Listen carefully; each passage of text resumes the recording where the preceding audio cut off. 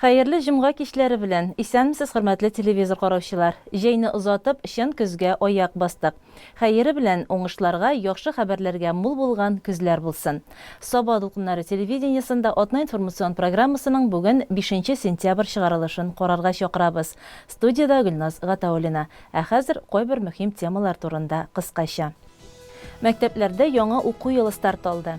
Xətir Мәңгілік Sabah һәм Теләши районы вәкилләре Суслонгерда булып сугыш елларында михнәт чиккән әби-бабайлар рухын яңартып кайтты.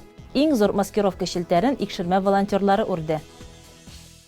Bu adnabız 1 günündən үк көз фасылын алып килде. Һәм шул көнне 1 сентябрь билим көнен каршы алдык.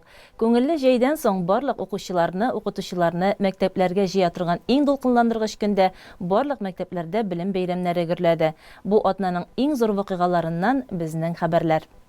Саты Шурта мәктәбе коллективы 2025-2026 уку елын күңел күтәренкелеге белән каршы ала. Быелгы җәйдә мәктәптә 35 миллион сумлык ремонт төзекләндерү эшләре алып барылды. 1 сентябрь иртәсендә мәктәпкә килгән һәркем "Ой, матур" дип куйды. Саты Шурта мәктәбендә быел 135 укучы белем алачак. Яңартылган мәктәп диварларында укулар да сыйфатлы булыр дип өметләник. Мәктәп директоры да яңа кеше. Җиң сызганып эшкә кереште ул. Әлбәттә, дулкынландыргыч. Беренче сыйныфка баручылар өчен дә, минем өчен дә яңа директор буларак без коллектив белән дә аралаштык, аңлаштык. Шуңа күрә коллектив көчле, иң мөһиме. Шуңа күрә алар белән мин уйларымча яңа елда яңа үрләргә менәргә барырга була. Сез коллективта яңа кеше. Быел сез бу коллективка яңалык алып киләсезме? Әйе, планнарыбыз бар, ләкин әлегә сөйләргә яратмыйм алдан, шуңа күрә эш нәтиҗәсендә күренер инде.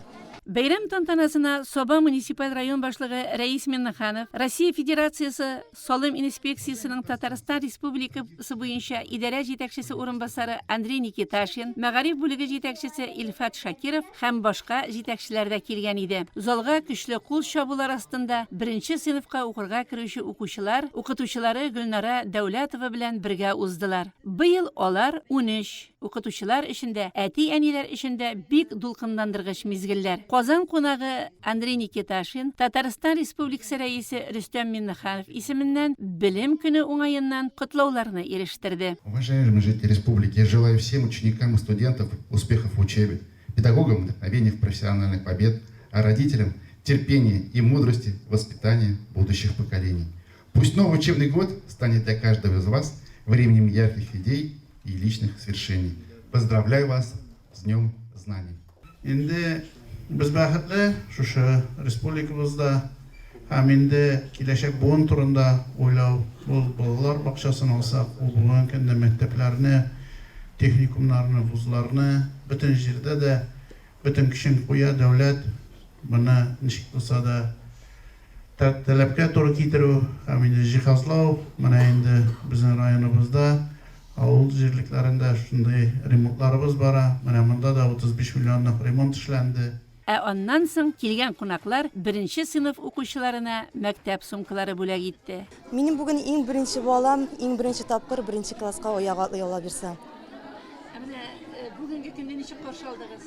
Бик дулкынлы, бик көттек бу көнне, баламдагын көтеп алдым.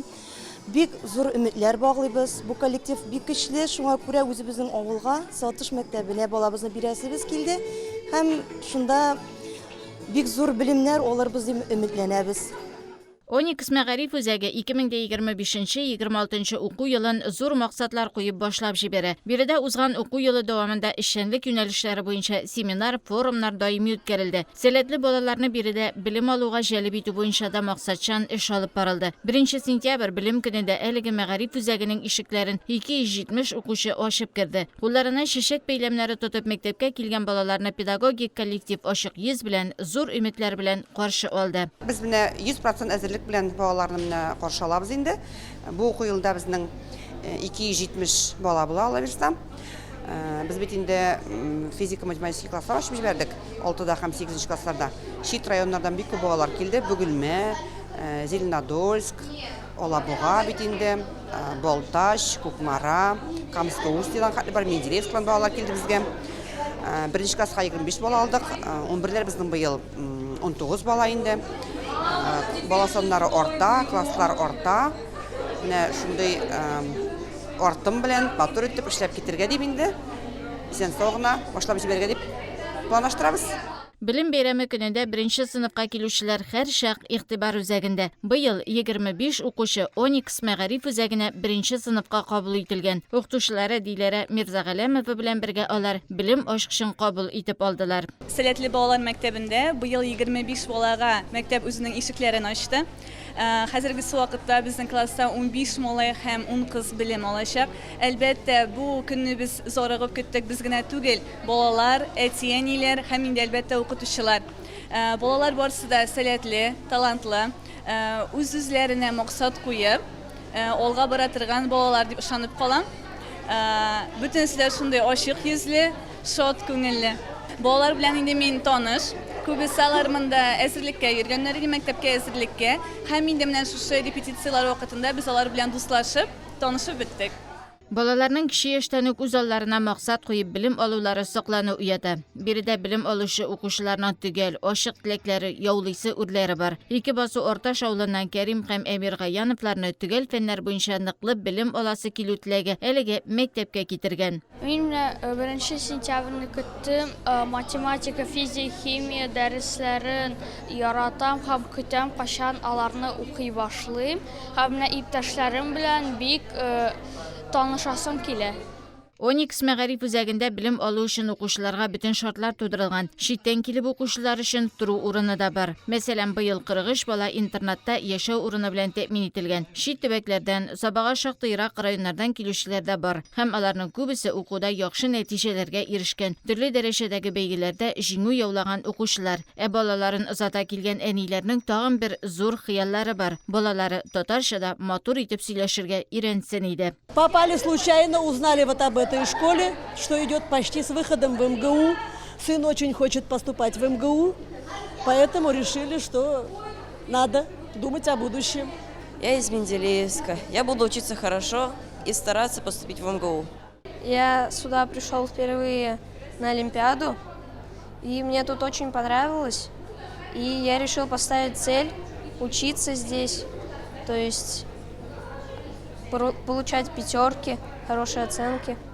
Тантаналы бәйрәм линейкасы Россия Федерациясы һәм Татарстан Республикасы әлемнәрен күтәрүдән башланды. Аннары Бөек Ватан сугышында һәм махсус хәрби операциядә һәлак булган якташларыбыз истәлегенә 1 минут тынлык игълан ителде. Шуннан соң бар игътибар 1 сыйныф укучыларына күчте. Алар укытучылары Диләрә Мирзагаләмова белән бик оста итеп флешмоб бирделәр, шигырьләр сөйләделәр. Мәктәп коллективын бәйрәм белән Федераль салым хезмәтенең республика идарәсе җитәкчесе урынбасары Андрей Никиташин, Саба районы башлыгы Рәис Миннаханов, Идел буе федераль округының фәнни гыйльми математик үзәге җитәкчесе Марат Арсланов тәбрикләделәр. Кунаклар 1 сыйныфка керүче укучыларга портфельләр тапшырдылар.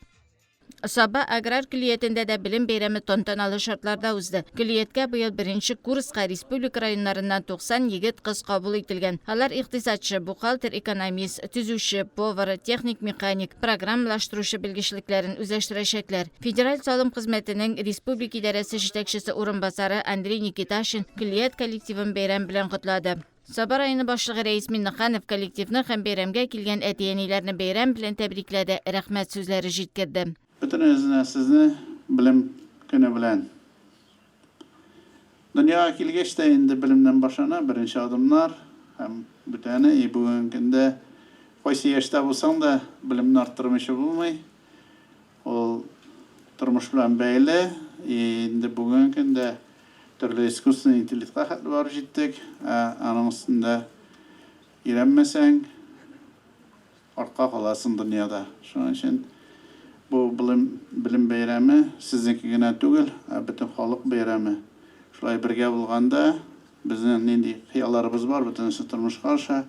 Район башлыгы агроном һәм ландшафт дизайны белгечлекләре әзерләү мөмкинлекләре турында да әйтеп үтте. Студентларны билем бәйрәме белән аграр көллият директоры Закирҗан Бикмөхәммәтов тәбрикләде. Рөхсәт итегез сезне барыгызны да бүгенге 1 сентябрь белем көне белән тәбрик итәргә.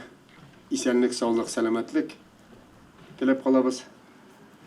Йөзләребездән бер кайчан да елмаю качмасын, сау сәламәт булык, шатланып яшик. Бәйрәм белән сезне. Студентлар быйыл капиталь ремонтланган тулай торакта яшәячәкләр. Елдагыча авыл хуҗалыгы предприятиеләре, оешма җитәкчеләре җәйге җырда үзләрендә эшләгән егетләргә, кызларга грамоталар, акчалата бүләкләр тапшырдылар. Хәерле сәгатьтә укытучыларга, укучыларга, студентларга яңа уку елы күп сөенечләр, зур уңышлар алып килсен. Саба гимназиясында белем алачак балалар да бер-берсен бик сагынышып, яңа белемнәр тупларга дип ашкынып килгән. Яңа уку елында биредә 1029 бала укыячак. 1нче сыйныфка 91 укучы кабул ителгән. 11нче сыйныфта 21 бала белем алачак. Бүген бар мәктәпләрдәге зур докунганы белән үзләренең яңа укучыларын кабул итәләр.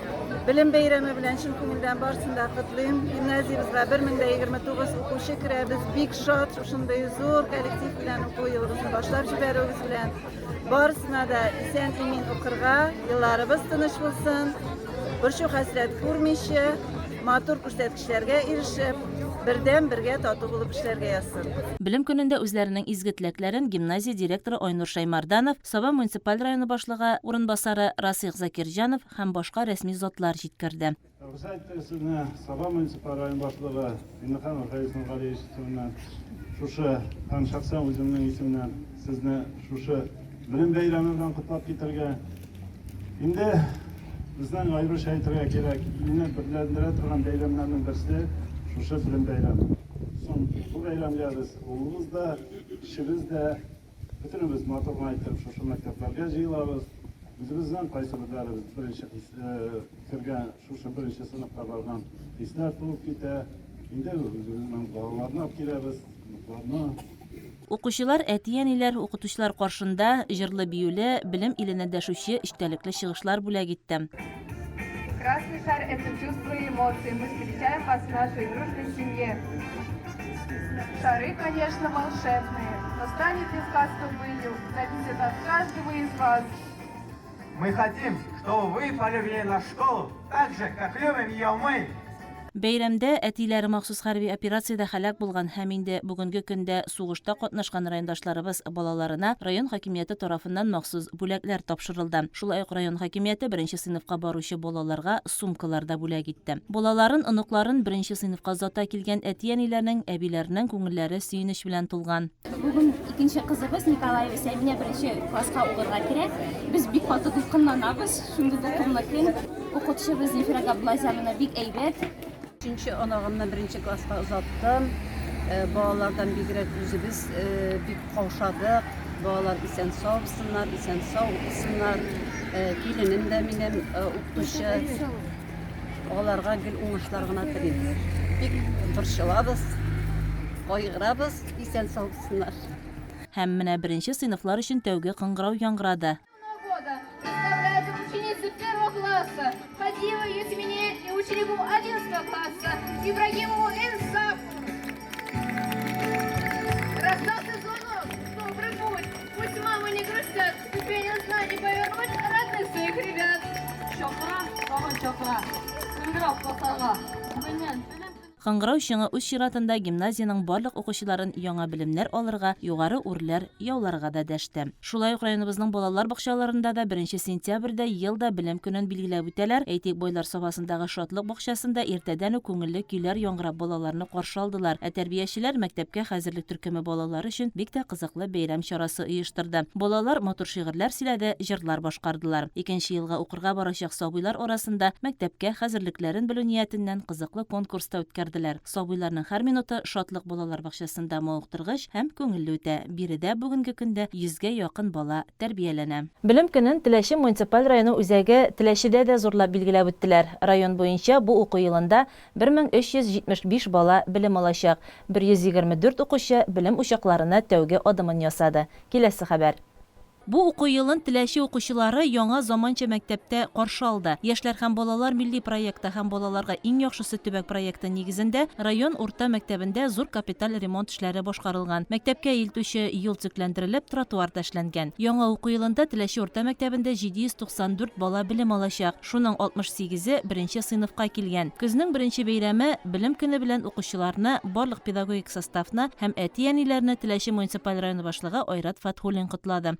Районыбызның 124 1-нче сыйныф укучысы өчен бүген яңа кызыклы һәм мавыктыргыч дөньяга гаҗәеп сәяхәт башлана.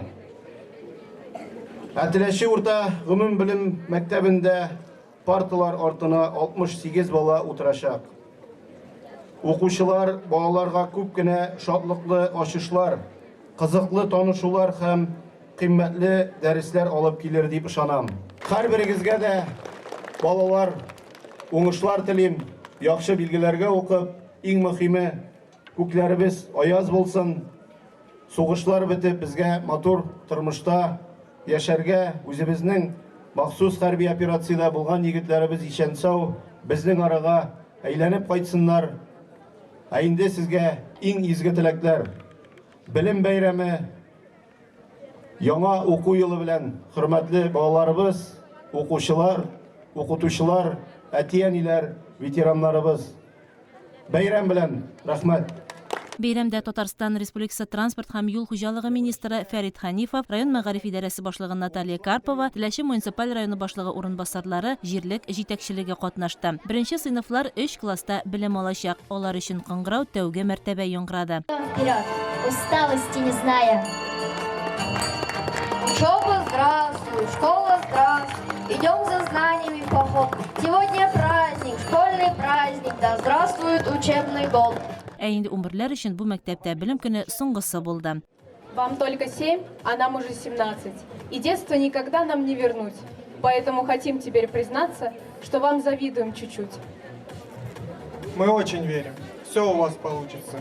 Желаем смело и уверенно идти. Не унывать. Так в добрый час. Счастливого пути.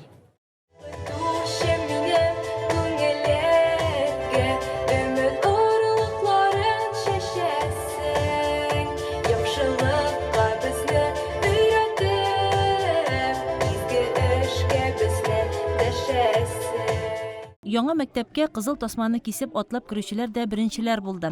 Барлык укучылар бинада яңа җиһазлардан файдаланып, заманча сыйныфларда укыячак. Аларга хәерле сәгатьтә дип уңышлы уку еллары телибез. Төзекләндерелгән мәктәп, якты класс бүлмәләре, биредәге яхшы шартлар укучылар белән бәйрәм кунаклары да бикләп танышты һәм аралашты. Теләче муниципаль районы буенча яңа уку елында барлыгы 1375 бала укыячак, ә беренче сыйныфка 124 бала кабул ителгән.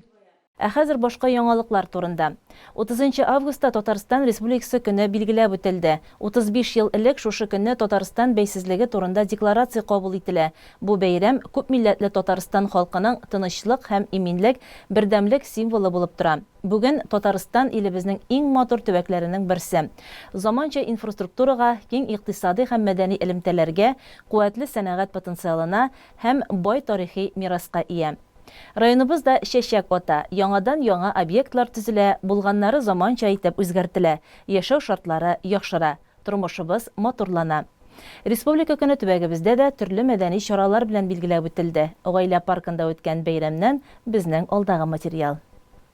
30 август кичендә Бойлар Собасының гаилә паркында халкымның күңел бизәкләре дигән исем астында бәйрәм гөрләде. Көн дәвамында яуган яңгырдан соң сафланып калган һава Соба халкын бәйрәмгә әйдәде. Шөкер, Собабыз елдан-ел үсә, матурлана, рәхәтләнеп менә шушындый гүзәл паркларда ял итәргә, күңел ачарга мөмкинлекләр бар. Гаилә паркында Собалылар үз итә, ә инде мәдәни чараларны аның халкы көтеп ала. Бәйрәм кичендә исә халыкны гармончылар, курайчылар, фольклор коллективлар чыгышлары каршы алды. Балалар театры да халыкны үз янына җәлеп итте. Үз репертуарларындагы сәхнә әсәрләреннән өзекләр тәкъдим иттеләр. Балалар өчен төрле мастер-класслар эшләде. Мәдәният бүлеге хезмәткәрләре төрле юнәлешләр буенча кул эшләре серләренә төшендерде. Самавырда чәй кайнады, өстәлдә тәмле ризыклар көтте. Биредә күршеләр фестивале проекты кысаларында проект җитәкчесе Алиса Гыймадиева килгән балаларны халыкны татар халкы уеннарында катнашырга чакырды. Милли бию үрнәкләрен мәдәният йорты хореографы Айсылу Зарипова өйрәтте.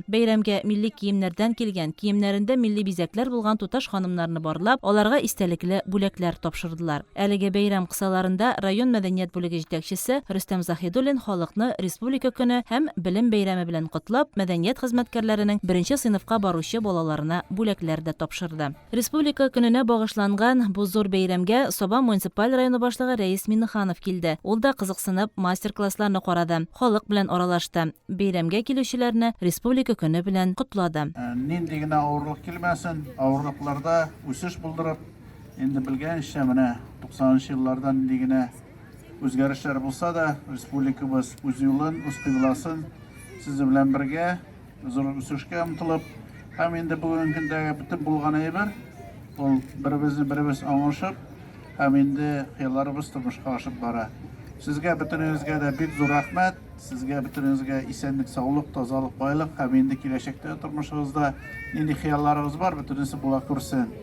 Ham endi bizning mana Tataristonimizda Temur Sharif o'z yo'lin xalq bilan birga ham endi bugungi kunda Rustam Nurg'aliyev davom etadi o'z komandasi bilan. Endi bu komanda biz bitinimiz birga, birimiz eshitib, ham endi motorg'ina turmush etib boramiz. Ham endi kelajakda shularga ko'rsin, u sizning qo'lingizda.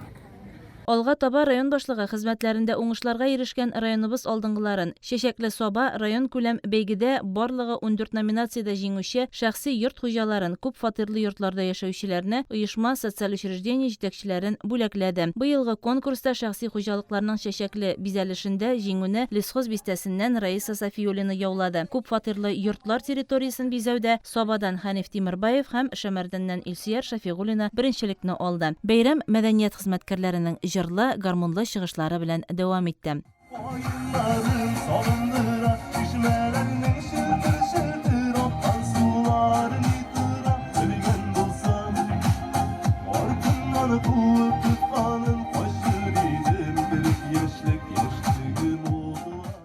Район халкы да чараны тамаша кылырга күп килгән иде. Рәхәтләнеп ял концерты карап, күңел ачты. Балаларның шат авазыннан парк гөрләп торды. Илләребездә тизрәк тынычлык урнашып, шушы матур, рәхәт тормышларда һәр кемгә тыныч, күңелле һәм шат яшәргә язсын.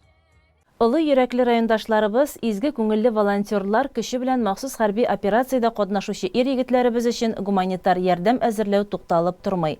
Иске Икшермә авыл җирлегендә яшәүчеләр бу көннәрдә маскировка челтәрләре үрә. Эшнең ничек оештырылуы белән безнең иҗат төркемендә танышып кайтты. Икшермә авыл җирлегендә яшәүчеләрнең 20-20 метр үлчәмле маскировка шелтәре үрүе турында мәгълүматлар интернет шелтәрләрендә шактыйдан күренгән иде. 20-20 метр итеп эшләнгән маскировка шелтәрен авылдашлар 20 көн үрделәр. Ул иң зур размерлы сетка дип тәкъдим ителде. Җирлектә яшәүчеләр без инде эшләдек дип моның белән генә тукталып калмаганнар. Эш бүген дә дәвам итә. Бу эш өчен Казан шәһәрендә яшәүче авылдашлары Рәлиф Мәхмүтов авылдагы үз бинасында биргән. 12 майдан бирле бу бинада көн сайын кайнап тора. Гөлия Закирова Икшермә авыл җирлегендә бу эшне оештыручыларның берсе. Сетка уру белән 12 майдан бирле эшли башладык. Монда безнең 24 кеше йөри. 25 инде хәзер, но көндәлек җыелабыз 10ннан 15-кә кадәр. Менә җәй буена безнең эшләгән чорда монда без 50дән артык 3-6 сетка үрдек һәм 1 сетка 20-гә 20 үрдек. Безнең белән җәй көне 7 бала кереп, 7 бала менә шунда безнең белән янәшә басып эшләделәр. Шушы Старый Икшермәдән Сәкинә апа Давлиева 71 яшьлек, Тат Икшермәдән Наҗия апа Шакирова 70 яшьлек һәм менә Соня апа Гарипова кушылды безгә. Ул тоже 70 яшьлек, бергә безнең белән үрәләр.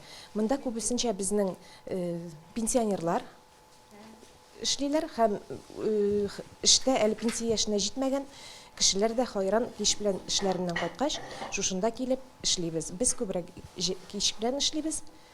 7ләрдә җыелабыз да.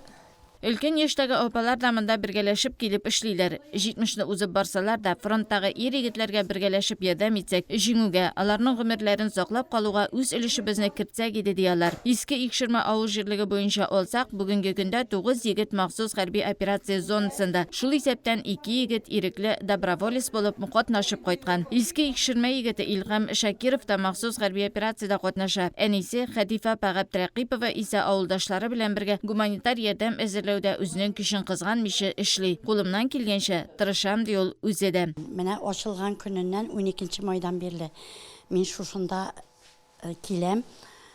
Һәр көнне дип әйтсәм дә була, бик сирәк берәр көн килмичә калган көннәрем бар. Булай даими рәвештә йөрим. Бик теләп йөрим.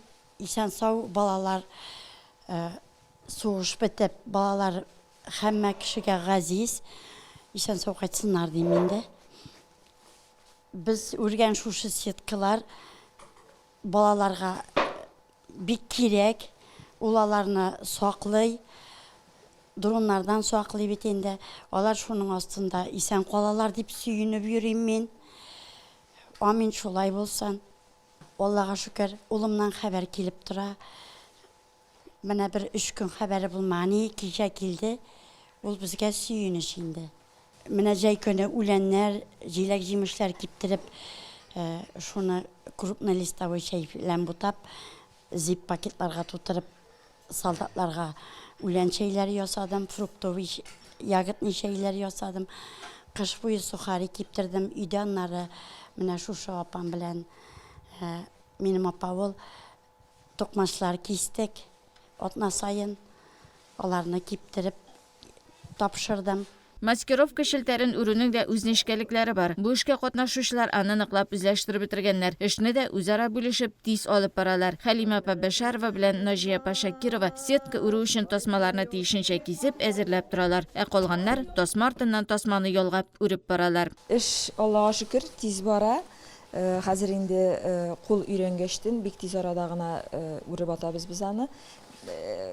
Һәр көнне диярлек бит инде менә һәр көнне инде апалар җыелалар. Без инде эштән соң көн саен да килә алмыйбыз, но апалар көн саен киләләр һәм кич белән менә җиделәрдә килсәк, без инде аны 10нчы яртыга бер сетканы үреп бетерәбез. 2 сәгать, 2 сәгать ярым дигәндә кешенең күпме килгәненнән дә карап инде үреп бетереп, шушы сетканы салдырып, төреп, әзерләп, икенчесен шушылай станга тарттырып, икенче көнгә әзерләп китәбез инде. Сорау зур һәм Аллага шөкер, менә шул Сабан солдатка аш оешмасыннан безгә основалар һәм бобиналар биреп торалар. Безнең инде әлегә үзлекле булганыбыз юк. Көтеп торып нәрсә дип менә гел процесс гел непрерывный дип әйтик инде барып тора. Аллага шөкер. Һәр заманның үз авырлыклары, үз үзенчәлекләре була. Махсус хәрби операциядә катнашучылар өчен гуманитар ярдәм әзерләү эше башлангач, авылдашлар күбрәк аралаша, бер-берсенең хәлләрен белешә башлаганнар. Маскировка шелтәре үрүдән тыш башка төрешләрне дә күмәкләшеп башкаралар. Нәрсәдән дә булса башларга кирәк бит.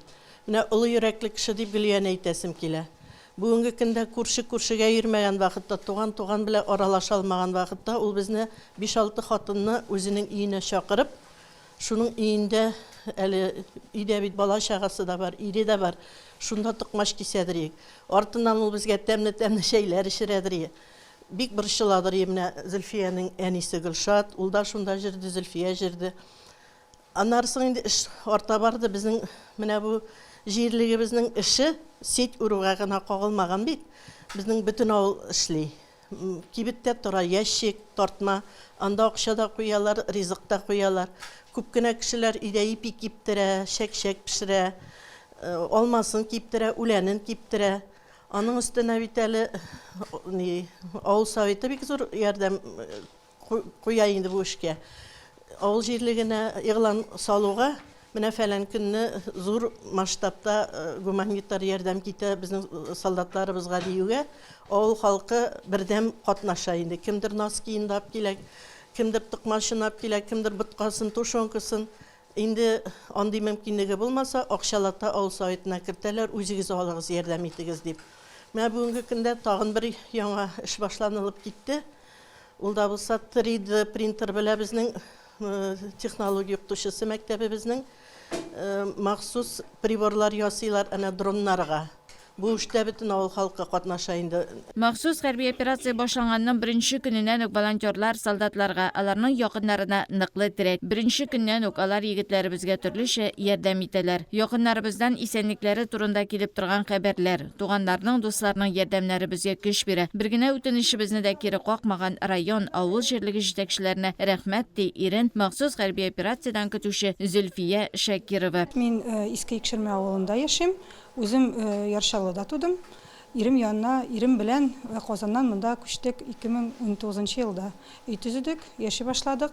22 елда мобилизация башланды һәм ирем инде менә 3 ел сугышта. Безнең 2 балабыз бар. Берсе һәр кадет инде 5нче класста. Кызыбыз әле садикта 2нче елга ала берсе укуга. Егетләргә бик авыр инде. Менә шуңа күрә без аларга булдырганча булышабыз. Сухарилар да киптерәбез, посылкалар ай сайын җибәрәбез, инде менә 3 ел ай сайын посылка җибәрәбез. Алар безнең өйдәге җылыны алалар, әзрәк шатланалар. Аларга шул стройматериаллардан әйберләр кирәк инде. Менә бу сеткаларында сорыйлар, яшел капчыклар сорыйлар, полиэтиленнар. Менә шундый әйберләр аларга гел кирәк, чөнки алар гел күченеп торалар. Аллага шөкер, фронт алга бара. Шуңа күрә еш күченгәч аларга менә шундый стройматериаллар еш кирәк була. Һәм солдатка аштан безгә бик күп ярдәм килә уже менә 2 ел, почти 2 ел бит инде. Ашлар белән менә 2 ел ашлар белән шул ашлар белән яшиләр, тушонкалары бик тәмле дип ирем гел әйтеп тора. Хәзерге вакытта Икшермә авыл җирлегендә маскировка шелтәре үрүше дәвам итә. Волонтерлар Сабадагы штаб белән дә Иске Икшермә авыл җирлеге башлыгы Алмаз Биккинин белән дә тыгыз элемтәдә турып эшлиләр. Авылның хәзрәте Рафик Исхаков та волонтерларга һәр вакыт ярдәм итеп тора. Фронт ихтыяҗларын һәр даим белешеп торалар. Мәсәлән, хәзерге вакытта маскировка шелтәрләрен күбрәк 3-6 метр итеп үрәләр. Әзерләрне Сабадагы штабка илтеп тапшыралар. Шимал белән дә аларны әлеге штаб тәэмин итә. Сугышчылардан килеп ирешкән рәхмәт сүзләре, хезмәтләрен бәяләп тапшырылган рәхмәт хатлары, грамоталар аларга игелек эшләүне дәвам итәргә, җиңүне якынайтырга көч биреп тора. Ел сайын сентябрьнең 1 якшәмбесендә газ һәм нефть сәнәгате хезмәткәрләре үзләренең һөнәри бәйрәмнәрен билгеләп үтә. Быел бу көн Газпром Трансгаз Казан җәмгыятенең 70 еллык юбилее белән дә истәлекле. Районыбыз газчылары һөнәри бәйрәмнәрен зурлап, үз карамагына керүче районнардагы идарә хезмәткәрләрен дә Саба җирлегенә чакырып, Сабантуй күңел ачу спорт комплексында үткәрде. Бәйрәмне хезмәт уңышлары турында сөйләп Саба газ идарәсе җитәкчесе Ирек Мөхетдинов ачты.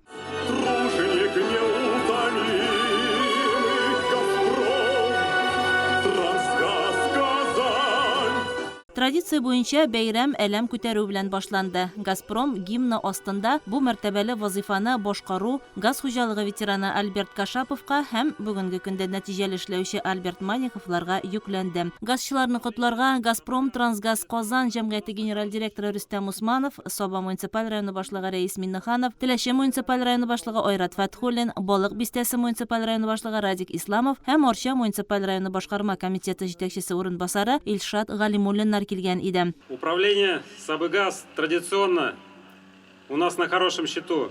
Всегда выполняет все производственные и экономические показатели. Коллектив со славными трудовыми традициями. Все эти успехи, все результаты, конечно же, зиждятся на том прочном фундаменте, который когда-то создали ветераны этого предприятия. Саба районында 21-нче өйдәге газ яна Лискузда. 79 елны котельный беренче мәктәп котельныйын тапшыралар Сабаның үзендә. Ответственный по газу дигән документ кирәк. Җибәрер өчен беркемдә дә юк. Рөстәм Нургалиев шул вакытта укыганы ответственный по газу Лискузда. Шуның документы белән беренче котельный Саба районының эчендә җибәрелде. Менә сезгә просто генә история газ белән бәйле. Дөресен әйтергә кирәк, сез үзегезнең төп вазифа эшләрегезне шәп итеп үтәүдән башка өстәмә эшләрегезне дә шул хәтле итеп яхшы итеп үтисез. Аңа аерым бик зур рәхмәт.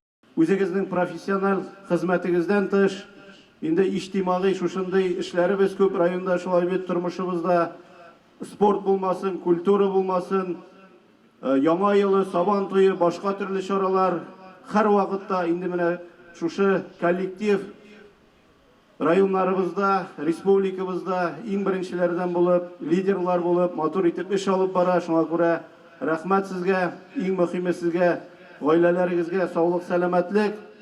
Җитәкчеләр хезмәт алдынгыларына Россия Федерациясе энергетика министрлыгы, ПАО Газпром, җәмгыять почет грамотлары, Татарстан Республикасы сәнәгать һәм сәүдә, икътисад министрлыклары рәхмәтләре, Саба, Теләче, Арча, Балык бистәсе район башлыкларының мактау грамотларын тапшырды. Соба районында газлаштыру 1968 елда башлана, ә беренче тапкыр зәңгәр ягулык Собага 1979 ел ахырында килә. Бер үк вакытта Соба районы газ эксплуатациясе хезмәте базасы төзелә башлый. Аның җитәкчесе итеп 1985 елда Исмәгыйль Мөхетдинов билгеләнә. 1991 елда Собагаз идарәсе оеша. Шул елны ук идарәгә теләче 2002 елда балык бистәсе, 2007дә Арча газ хуҗалыклары кушыла. Аның карамагында Шәмәрдән, Котлыбекәш, Кинер участоклары да бар. Коллектив 422 хезмәткәрне берләштерә. Быелгы бәйрәмнәрендә газчылар алны-ялны белми халыкны зәңгәр ягулык белән үзлексез тәэмин итеп каршы ала. Без үз көчебез белән шушы кышка әзерлек сезонына кергәндә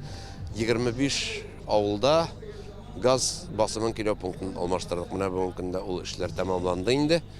25 штук аны күз алдына китерсәң ул бик зур күләмдәге эш. Аннан тыш 15 задвижка алмаштырылды. Илнар Сәфәров Собагаз идарәсенә 1996 елда килә. Хезмәтен баллоннарга газ тутыру, авылларга газ кертү белән башлый. Соңгы 20 елга якын гомерен 5нче разрядлы газ җиһазларын ремонтлау һәм эксплуатацияләү слесаре булып эшли. Бәйрәмдә ул иң югары дәүләт бүләгенә ия булды. Россия Федерациясе энергетика министрлыгының почет грамотасын алды. 29 ел булды инде мен монда эшли башлаганга. 96 елның июненнән бирле эшлим. Аллага шөкер, менә шушы коллективта без халык белән эшлибез инде, кешеләрнең өйләренә килеп обслуживание ясап бирибез. Шушы хезмәтем өчен инде миңа министрдан шундый грамота бирделәр. Шуңа күрә мин бөтен үзебезнең руководствога, Ирек Исмәгыйловичка дагы бик зур рәхмәт әйтәсем килә инде. Шушындый безнең эшкә, безнең бик күренми торган эшкә шушындый зур бәя биргәннәр өчен. Райнур Исмәгыйлов Собагаз идарәсенең тагын бер тырыш хезмәткәре. Биредә ул 1986 елдан эшли. Авария төзекләндерү эшләре слесаре. Газпром Трансгаз Казан җәмгыятенең почет грамотасына ия булды. Эштә төрле вакытлар була инде. Халык белән эшләүләрдәген, халыкның да төрлесе туры килә. Аңлый торганда, аңламый торганнар да балаларның. Эшемнең белән горурланам, зарланмыйм.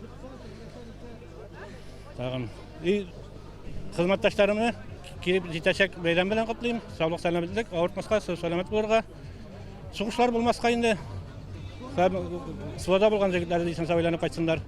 Тәбрикләүләр вакытында бүгенге көндә махсус хәрби операциядән ялга кайткан Собагаз хезмәткәрен дә сәхнәгә чакырып котладылар. Идарә карамагындагы башка район газчылары да хезмәтләрен намус белән башкара һәм һәр бәйрәмне нәтиҗәле уңышлар белән каршы ала. Мин Арча газ идарәсендә эшлим, мастер булып. 2009 елны кергәнем, слесарь булып. Хәзерге заманда инде хәзерге елларны 2020 елдан бирле мастер булып эшлим. Үз эшемне бик яратам. Безнең райгаз хәзерге көндә дегазификация белән шөгыльләнәбез. Эшләр гөрли, Аллага шөкер. Зур рәхмәтебезне әйтәсебез килә хуҗабызга, Ирек Исмәгыйловичка. Безне любой вопроста поддерживать-та. Бик зур рәхмәт. Тантаналы өлештән соң газ хезмәткәрләре спорт уеннарында көч сынашты.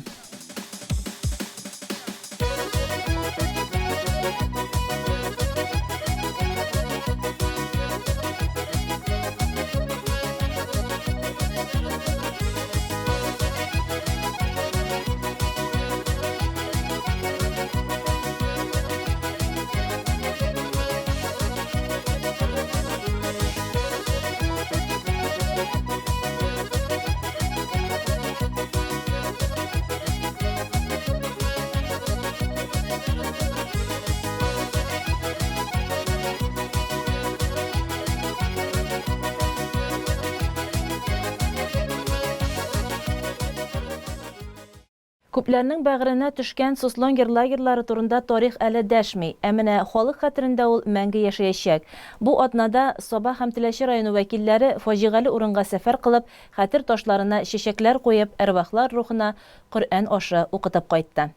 Суслонгер. Бу исемне әйтүгә күз алдына әбиләр сөйләп калдырган кан кыйгыч лагерь күз алдына килеп баса. Хәтерлисезме? Алар сугышка киткән ирләренең, безнең бабайларның шушы лагерьда тилмереп көн итүләре хакында еш сөйлиләр иде. Бөек ватан сугышы башлангач, Татарстанның Соба, Теләче, Арча, Биектау, Әтнә, Балтач һәм башка районнарыннан сугышка чакырылган солдатларны Суслонгер лагерына җибәрәләр. Биредә имеш аларны автоматтан атарга өйрәтәләр. Сугыш техникасы белән эш итәргә өйрәтәләр икән. Ә чынлыкта бөтенләй башкача була. Лагерьга килеп эләккән сугышчыларны урман кистерәләр. Үтмәс пышкы белән кискән юан нарат агачларын вагоннарга төяп озаталар алар. Ә агачлар кая киткән? Беркем дә белми. Солдатлар ач, ялангач, җир астына казып эшләнгән баракларда юеш, салкын, сасы, тәрәзә, ишекләр юк. Лампа, фонарь, шәмнәр турында сөйлисе дә түгел. Ә җитмәсә, бөтен лагерьда яшәүчеләрне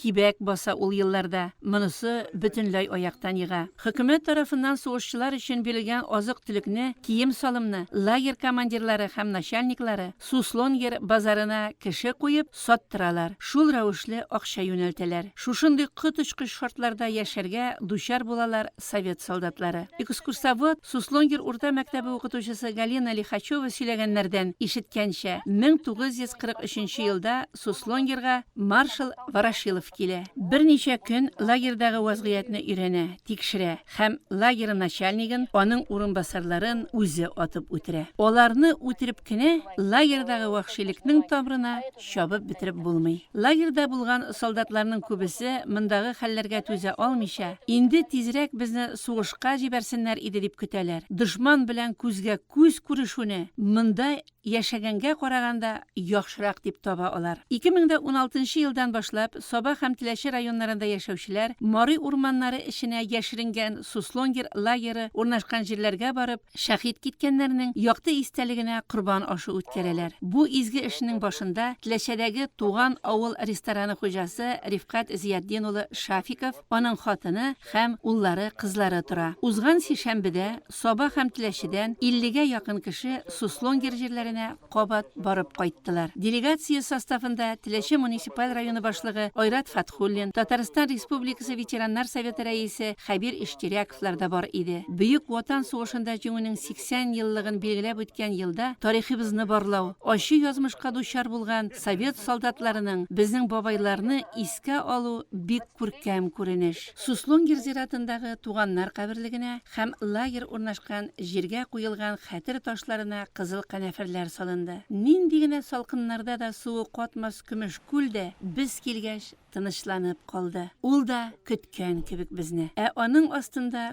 күпме солдатлар ята, күпме мәйет. Әле моңа кадәр аларның берсен дә саналмаган. Тарих бу вакыйганы өйрәнмәгән. Меңләгән әрвахларның якты истәлегенә багышлап Коръән ашы үтте. Теләче һәм Саба районнарының имам хатиблары Исмагыйль хәзрәт Фәләхиев, Айнур хәзрәт Әхмәтовлар дуга укыды.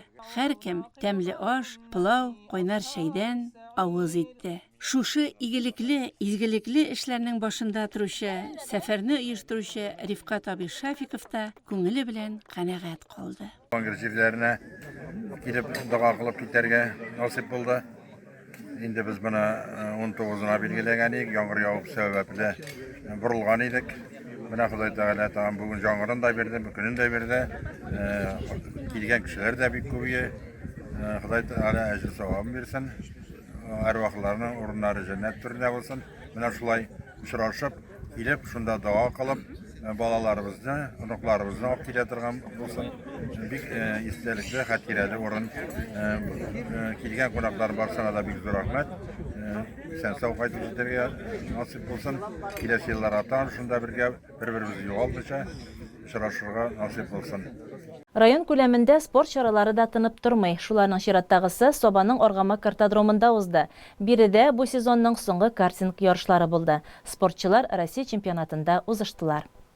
30-31 август көннәрендә Байлар Сабасындагы Аргама картодромы чын мәгънәсендә умарта күчен хәтерләтте. Биредә карт машиналарында узышу буенча Россия чемпионатының 6-нчы этабы булып узды. Ярышларда 160 спортчы катнашты. Көн болытлы, яумлы булуга да карамастан, һава торышы ярышларны алып барырга кмачаулык итмәде. Ярышлар искиткеч кискен шартларда үтте. Кечкенә карт машиналары бер-берсен узып киттеләр, бер-берсен бәреп киттеләр. Трассада туктап калганнары да булды. Карап торсаң бер тамаша инде. Менә үзегез дә күрегез. Алар әле биеп тә күрсәтә.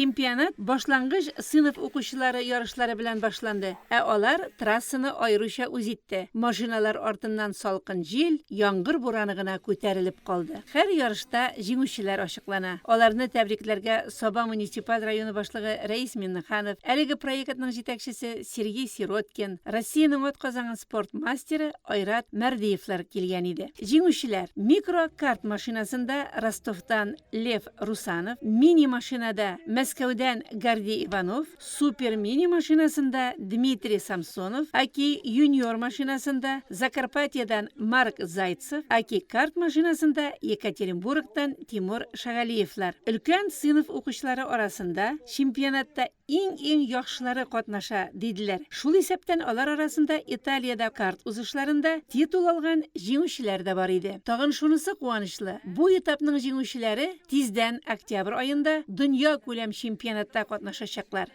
Быелга Аргамак картодромында ярышларның бу соңгысы иде. Бүгенгә менә шулар. Ходай исәнлек, саулык, тормыш иминлеге, иман байлыгы бирсен. Бер-беребезне саклап һәм яклап яшик. Алда реклама чыгарылышы, аннан соң җырлы бүләк тапшыруы эфирда урын алыр. Бездән аерылмагыз.